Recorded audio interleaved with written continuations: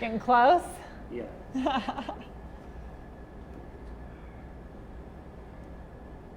close. And you're going to try to air this Friday night? Yeah, because 2020 is doing a whole special, and we want to more or less talk about, the Colorado connections.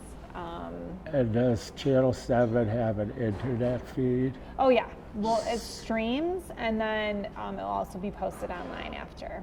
So you could do either one. Well, my Valentine is in the wilderness, and she can get anything on her laptop. Oh yeah, then that would work. So she can log on to channel7.com. Yep, and then it will say like it, streaming and like on the 6 o'clock news or 10 o'clock Yes. news Friday. Yes. All right. All three are rolling. Okay, we're good. And you let me know if you need to take a break or anything like that. Do you need to clap or anything? You good? I am good with that. Okay, all right. And you can just look at me, and just so it's on the tape in case anyone else needs it, your first and last name, saying and spelling. You will. Your first and last name, saying Me? and spelling. Mm-hmm. Oh, my name is Bob Braudis. That's Braudis. I was the sheriff of Pitkin County from 1987 till 2011. I've been retired for 8 years. And when did you move to Aspen? When did you become a deputy? I moved to Aspen with my wife and 2 daughters in 1969.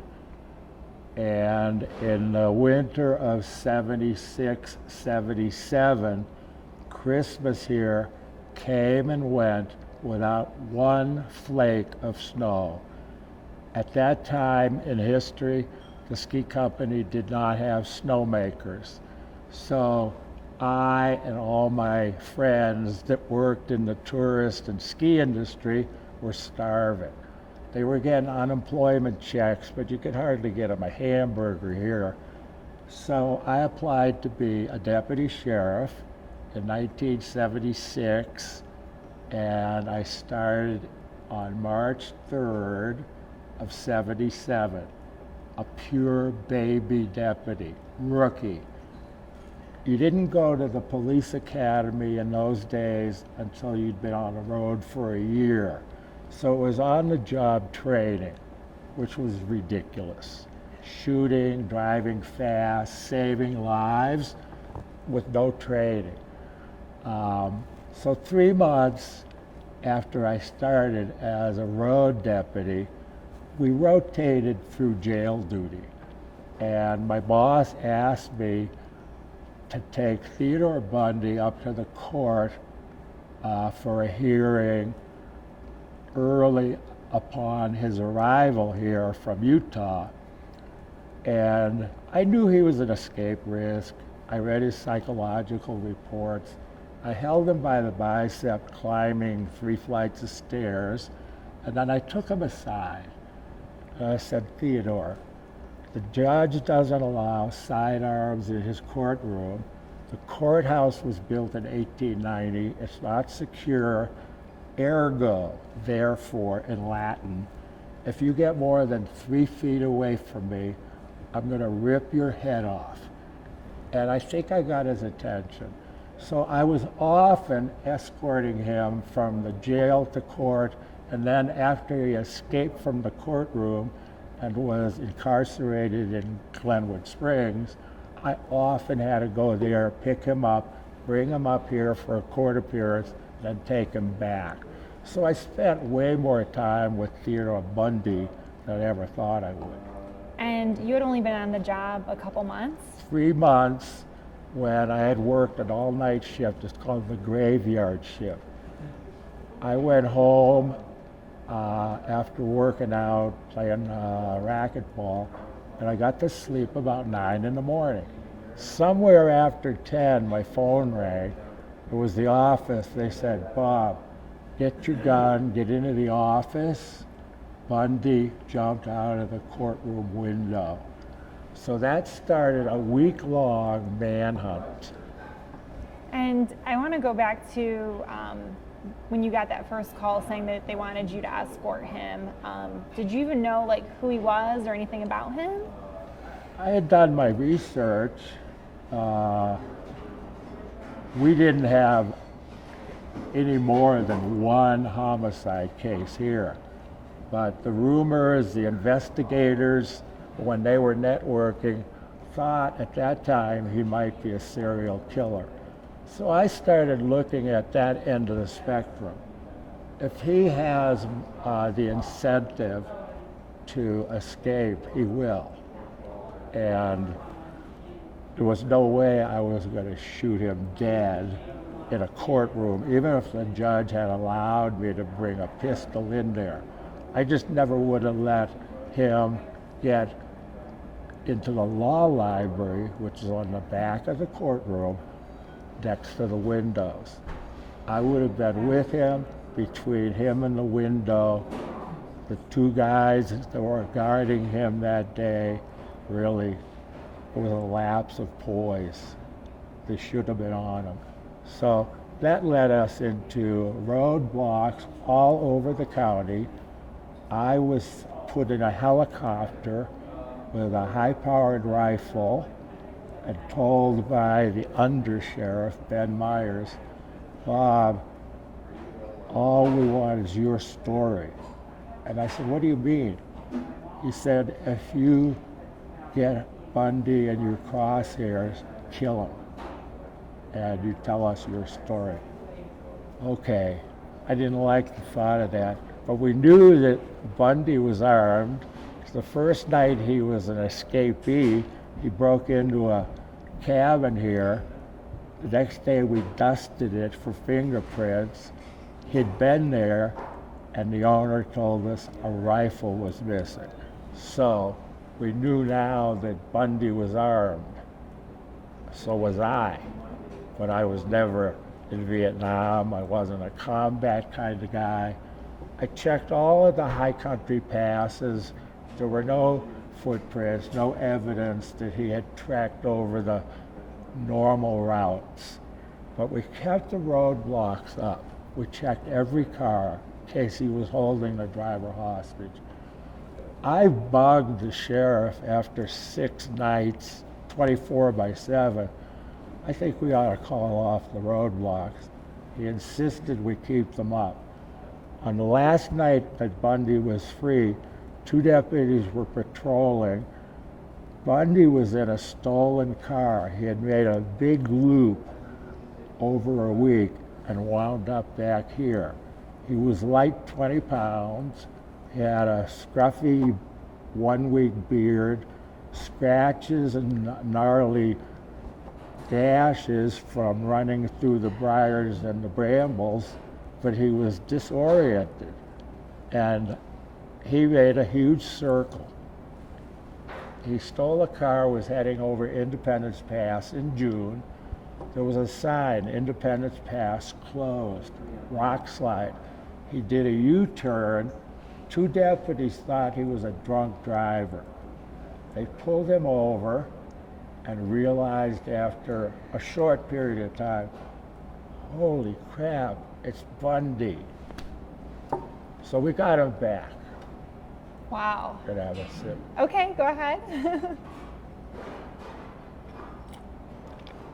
And it sounds like, I know you were describing a little bit with the roadblocks, but during that time when he escaped, it was pretty chaotic in town. There was a wave of panic.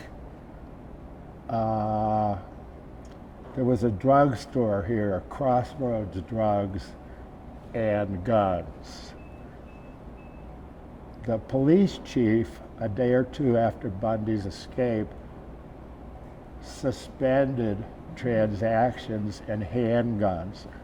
There were dozens of women lined up at the gun store to go in and buy a pistol. At the same time, I had a 8x10 glossy of Bundy, and I'd go door to door asking if the residents had seen him. And a lot of the women I showed the photo to said, yeah, he's good looking, I'd go home with him. Well, some would go home with him, others would have bought a gun.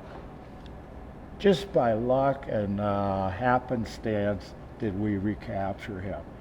And then lo and behold, on New Year's Eve of 77, he escaped from the Garfield County Jail, got to Tallahassee, and murdered 4 more co-eds.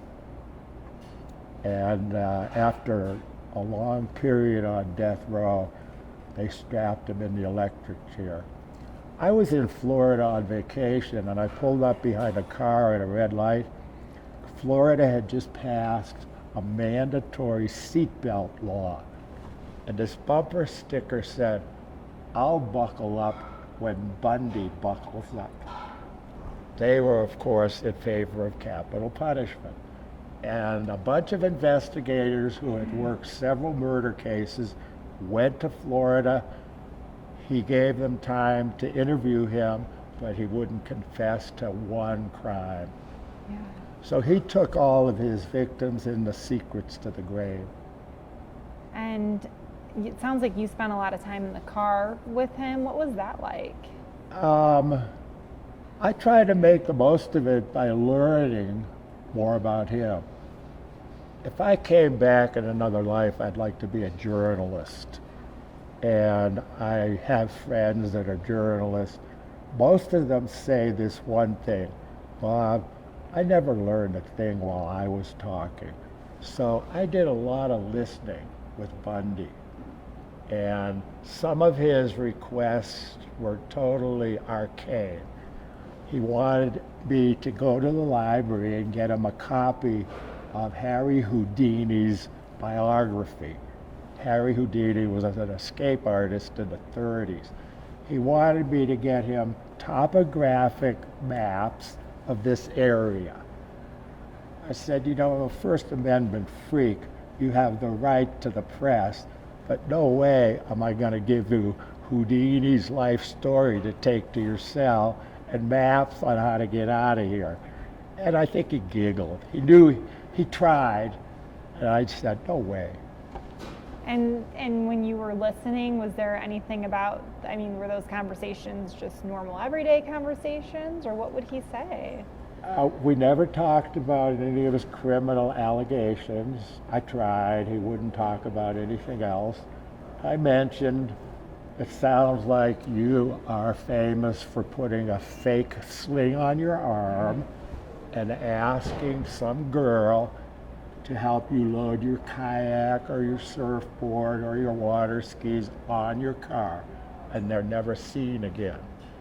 And the lady, Karen Ann Campbell, was here with her fiance, staying at a hotel. She took the elevator up to the 2nd floor from the dining area and was never seen again. When springtime rolled around, some magpies and other birds that eat carrion were clustered on Owl Creek Road, and we found her body on the side of the road. And then Michael Fisher, the lead investigator for the district attorney, put together enough evidence that showed Bundy was here when Karen Ann Campbell disappeared. We found receipts for gasoline he bought on a credit card here, and that was the basis for our writ of habeas corpus, which we sent to a judge in Utah. He agreed we had a solid murder case, so they transported Bundy to our jail. And I mean, I know you're talking about the escapes in Colorado, and I think one of the questions is, could this have been stopped here? Could it? Could he have been stopped in Colorado, do you think? He never should have escaped from a jail. He didn't escape from my jail. He escaped from our courtroom. He escaped from a jail in Garfield County. He kicked a light fixture in the ceiling that had been spot welded. He kicked it repeatedly for weeks. At the same time, he lost 30 pounds. And on New Year's Eve, the welds all failed. He removed the light fixture. Because he had slimmed down, he went through this little hole in the ceiling and wound up in the jailer's residence. It was New Year's Eve. The jailer and his family must have been out celebrating because he went from that apartment to Florida. So now we have escape-proof jails. My jail was built in 1890. It was a steel cubicle, unconstitutional, no natural light, no natural ventilation, 5 bunks. I've had up to 20 guys in there. We tried to get the taxpayers to fund a new jail twice. They voted it down. I said, let me do it. So I formed a committee. I co-opted the opposition, and after a year of meetings, all 20 of the opponents of the previous new jail ballot question, all 20 of them signed a resolution, and it was I forget what kind of tax it was. The voters approved it, and I built a modern jail. But that was 35 years ago. But I had inmates in my jail who did escape. It was rare, but they weren't homicidal. They were con men. One of them stole a pair of side cutter wire pliers and cut through the mesh in the gymnasium. And he and his buddy went out that way. I was golfing in Scottsdale, Arizona. I went to a disco that night and I found these 2 guys. I had them arrested. They almost escaped from the Maricopa County Jail. Wow. But we don't have a lot of escapes, and half of our inmates today are mentally ill. The funding for mentally ill hospital beds has dried up, so guys commit a chicken shit crime, they get charged by the cops, and they wind up in jail because they don't have the bond money. The rich dude doesn't spend much time in jail. These are people who are nuts, they need help, and they don't have $200 to free themselves. So they're pre-trial, guilty of nothing, but languish for months in the jail. I'm going off on a No, tangent. you're fine. Well, I was saying, and you're talking about how the jail is much better now, and I mean, you know, have you ever thought of had Bundy not escaped in Colorado, what may have happened? Had he not escaped to Colorado, I think he would have been convicted and gotten life in prison or the death penalty here. Colorado still has the death penalty. I thought Hickenlooper, as governor, would eliminate it, but he didn't. It's not a deterrent. It's government-sponsored murder. I've been asked, wouldn't you vote to have Bundy executed? No. I think he should have been locked up for life. If I were guarding him that morning, he jumped out of the courthouse window, he wouldn't have got to the window. I grew up in a gangster neighborhood, and I turned gangster on him. I showed him the city side of Deputy Bob, and I'm pretty sure he took me seriously because he didn't try anything with me for the time I had access to him.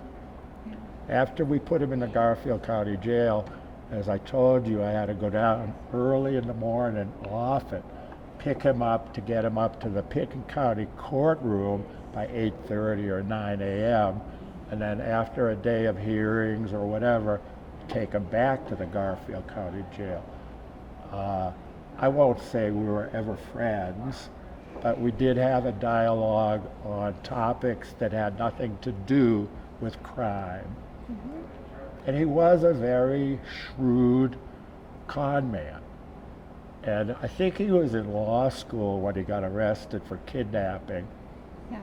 And he was doing 15 years for kidnapping. And that's where I got all the reports from the Utah Penitentiary psychiatrist. And do you want me to talk about that? Yeah, you can talk about that. As a road warrior deputy, all we really had to do was look good, drive fast, and save lives. At 4 in the morning, there's nothing going on here, so I went through the Bundy files. And one thing stood out in my consciousness.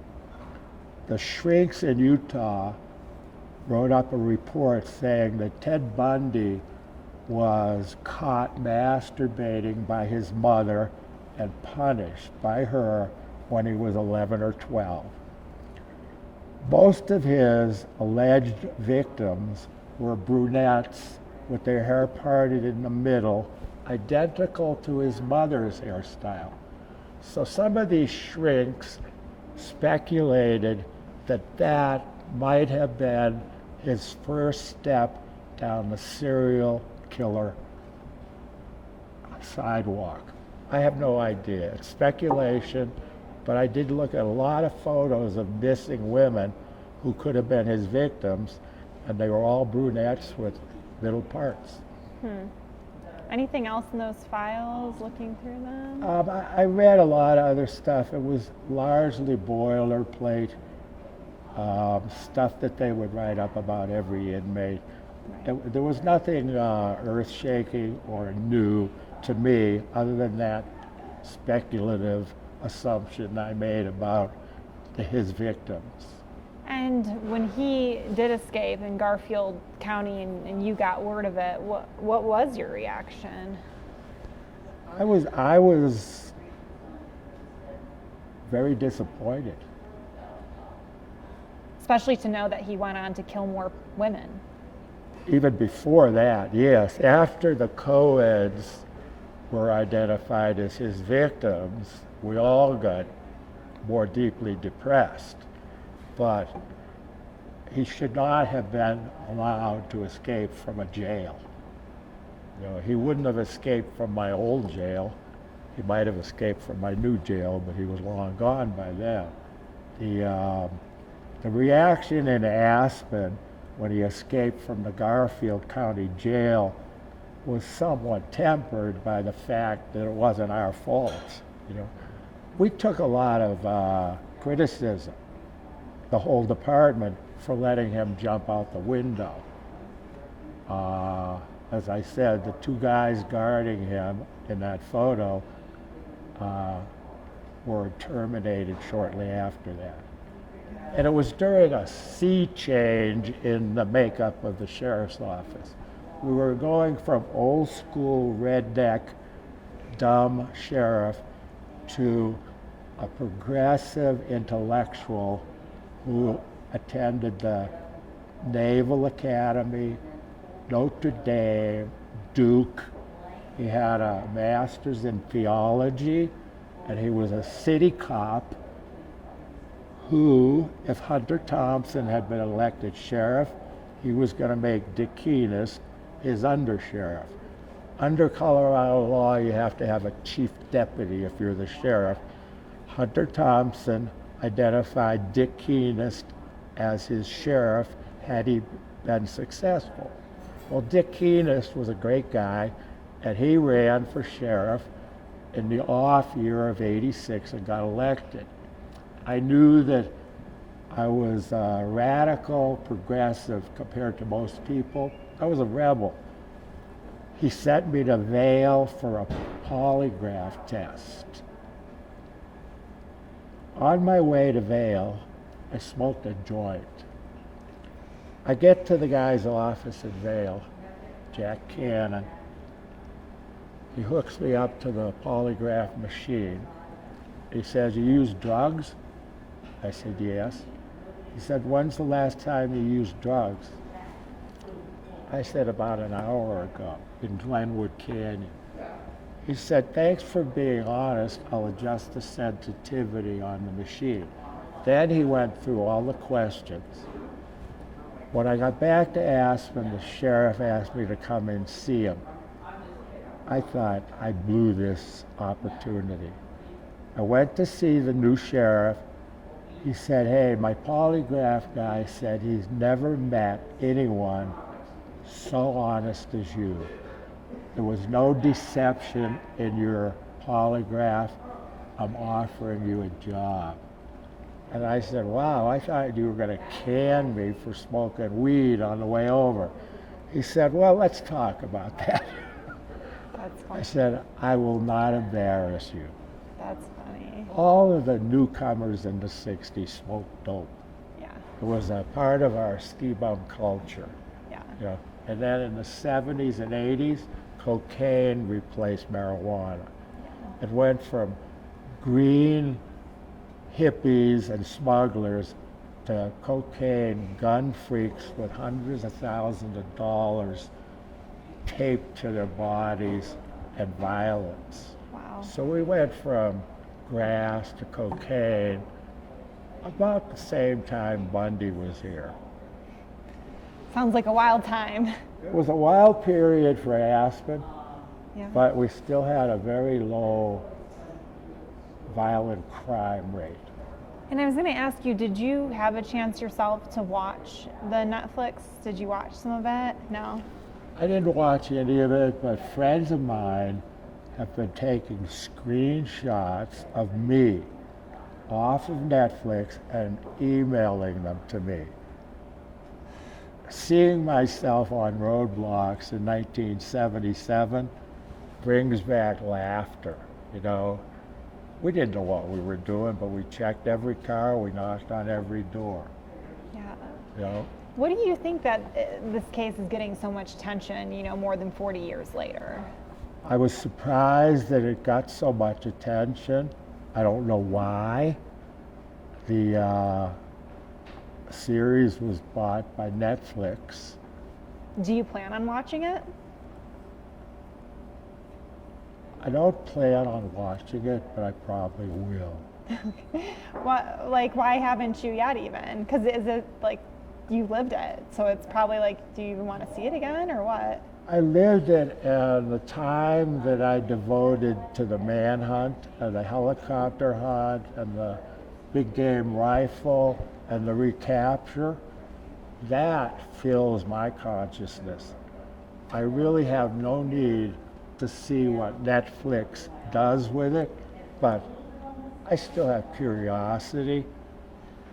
I might click on it and watch it.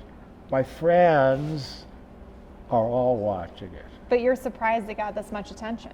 I'm very surprised, and why are they focusing on Ted Bundy? Why? I guess the anniversary of his electrocution is one of their raison d'etre. But a lot of guys get executed every day in this country.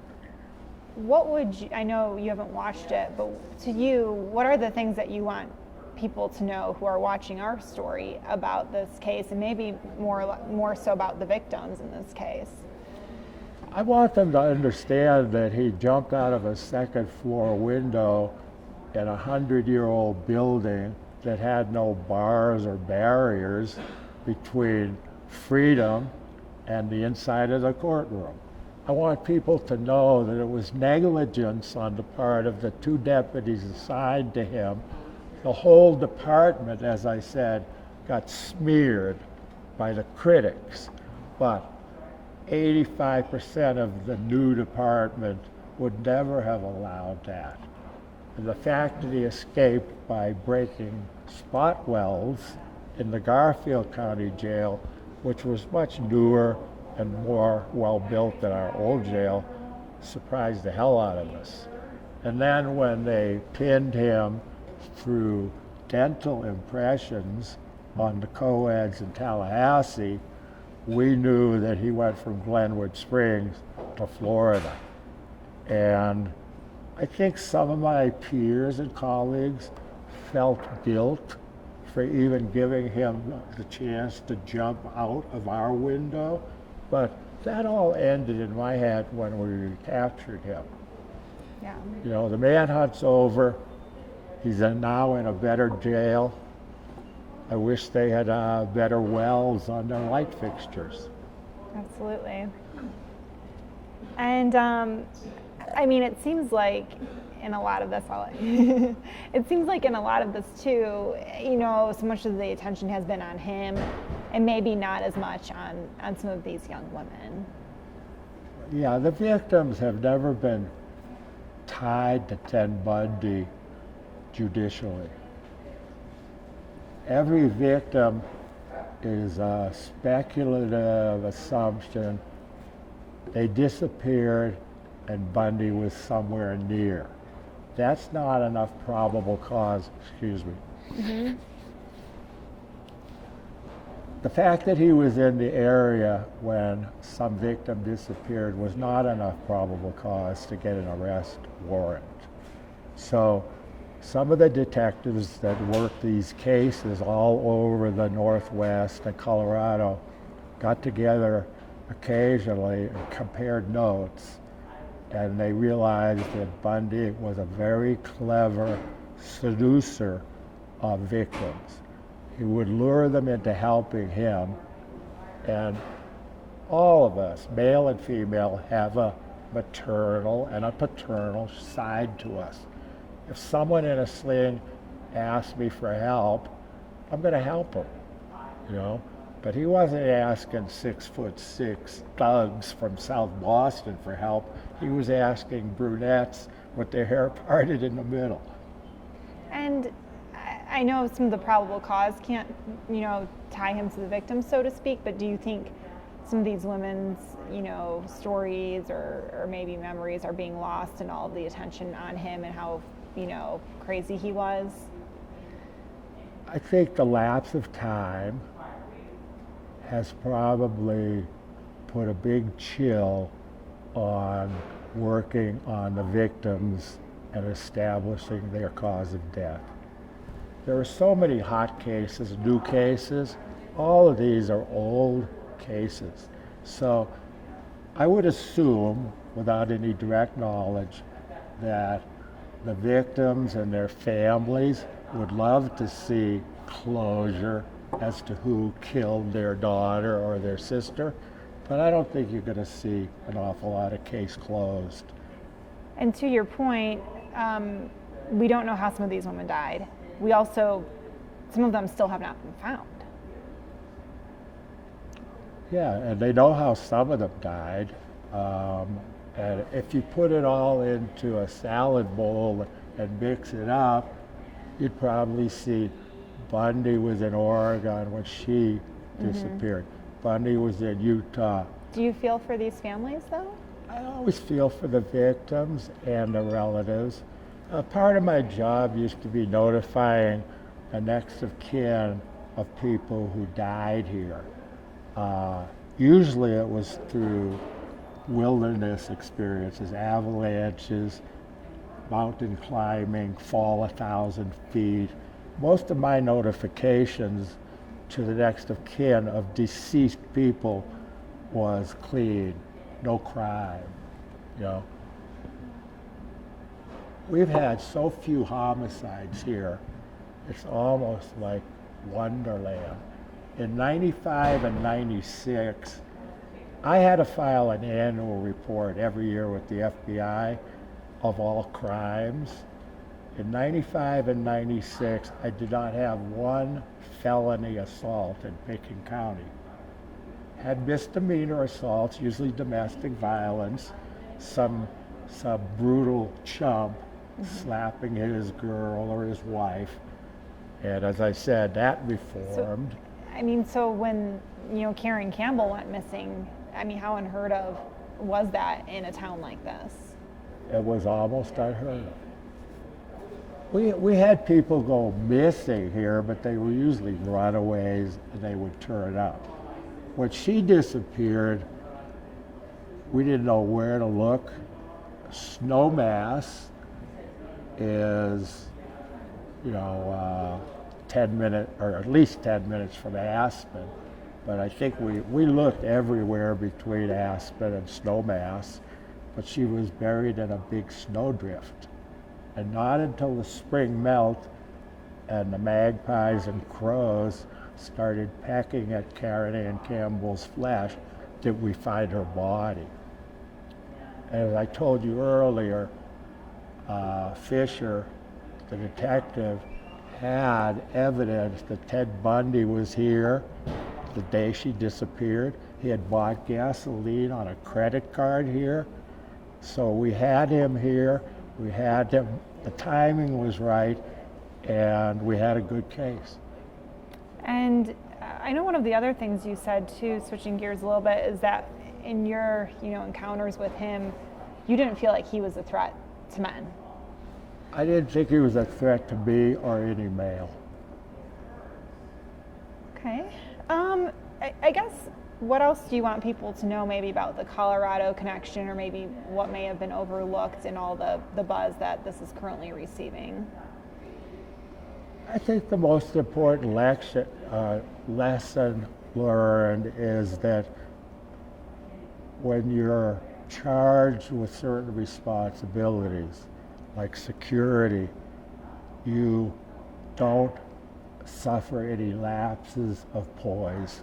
You do it right. You don't let Ted Bundy wander through the stacks of law books while you sit on your ass in the courtroom pews and he jumps out a window. It was intolerable by my standards. How did it happen? Two guys had a lapse of poise and eventually were terminated. Yeah. And I was asked to go in with my gun on day one, so I threw on blue jeans, a blue and white striped rugby shirt, and my Colt Python pistol. I get to the office, one of the supervisors says, go door to door on these streets, knock on every house to make sure he's not hiding out or has a hostage. So I go up a mile east of town. I have my radio, my walkie-talkie. They call me on my walkie-talkie and they say, where are you? I said, 66 Lupine Drive. Well, the lady that lives there said Ted Bundy is outside her window, and he's in a blue and white striped rugby shirt. I said, that's me. Well, get your ass in the office and put on a uniform shirt. The lady was Nancy Dick. She was a state senator. And she saw me with a gun and heard on the radio that Bundy escaped wearing a blue and white rugby shirt. They didn't tell me that, so I had to go change. Oh, no. I had to go change. But as I said, I went to door, and a lot of the girls that lived in these houses, seeing a photo of Bundy, said, oh, he's good looking. I'd go home with him. And then a certain percentage went to the gun store to buy a handgun. And that all calmed down, slowly went away. Yeah. And you kind of talked about this a little bit, but what did you think when he was put to death? I mean, would you have rather him just sat and kind of thought about what he did for the rest of his life, or? I'm opposed to capital punishment for any reason. So I think life imprisonment is the max. That's his maximum of deprivation of liberty that I will accept. I do not accept the deprivation of life. Mm-hmm. As I said, if one innocent person dies, the system is corrupt. I'd rather have 100 murderers serve life than one innocent convict be executed. And Colorado, 80% of Coloradans favor the death penalty. I hang out with a bunch of progressives, humanitarians, and we're all opposed to it. Now, what if someone assaulted and hurt or killed one of my daughters? I could blow their head off very easily. Frontier justice. I grew up in a gang in South Boston. I am capable of that.